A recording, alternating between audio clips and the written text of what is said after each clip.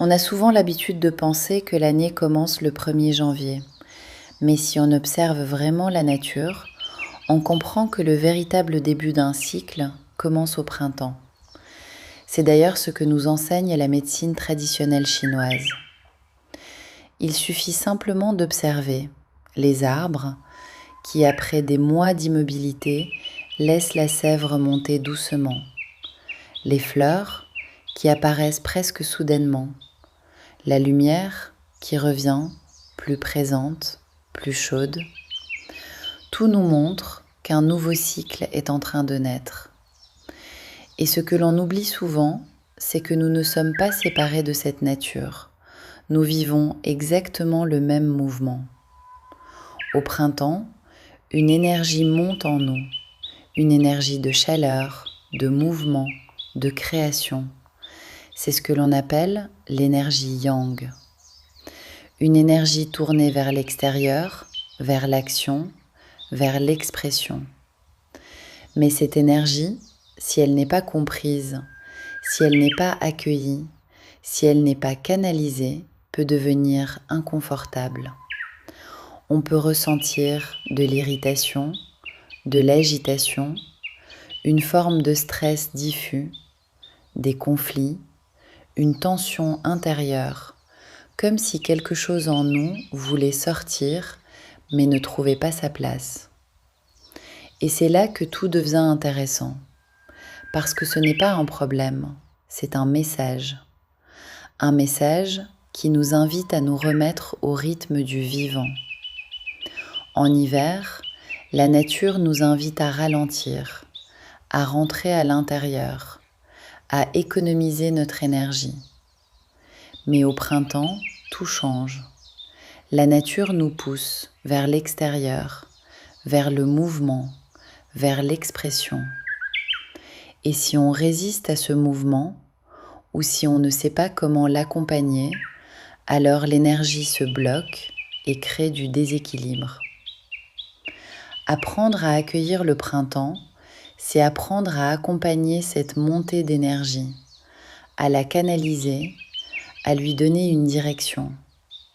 Par exemple, à travers une activité physique douce, marcher, s'étirer, respirer, remettre le corps en mouvement sans brutalité.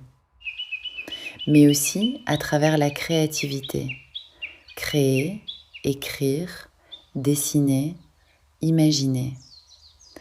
Parce que cette énergie yang est une énergie de création. Et si on ne la crée pas consciemment, elle peut se transformer en agitation. L'alimentation aussi joue un rôle essentiel. Après la lourdeur de l'hiver, le corps a besoin de légèreté, alléger, apporter du frais, du vivant, permettre au corps de suivre ce mouvement naturel d'ouverture.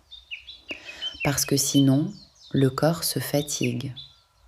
Et cette fatigue peut se manifester de différentes manières. Par exemple, à travers les allergies. Contrairement à ce que l'on pense souvent, une allergie n'est pas causée par un microbe. C'est une réaction excessive de notre système immunitaire. Un système immunitaire fatigué. Fatigué par un manque de repos, par une alimentation inadaptée, par un manque de mouvement, par une déconnexion du rythme naturel. Et au moment du printemps, quand tout s'intensifie, quand tout s'ouvre, le corps réagit trop fort. Alors, au lieu de subir cette période, on peut apprendre à l'accompagner, à écouter, à observer, à ralentir quand c'est nécessaire, et à se mettre en mouvement au bon moment. C'est cela, se connecter à l'intelligence du vivant. Comprendre que cette même énergie qui fait pousser les arbres, qui fait éclore les fleurs, circule aussi en nous. Et quand on s'aligne avec elle, quand on l'accueille sans résistance, alors quelque chose change.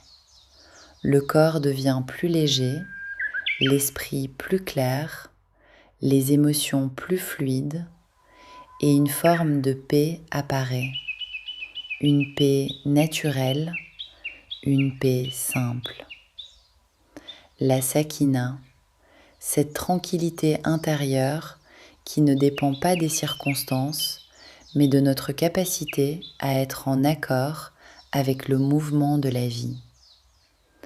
Accueillir le printemps, ce n'est pas seulement changer de saison, c'est entrer dans un nouveau cycle avec conscience, avec douceur, avec intelligence. Et peut-être simplement revenir à quelque chose de très simple. Observer la nature, respirer et se laisser traverser par le flux de vie. La sakina.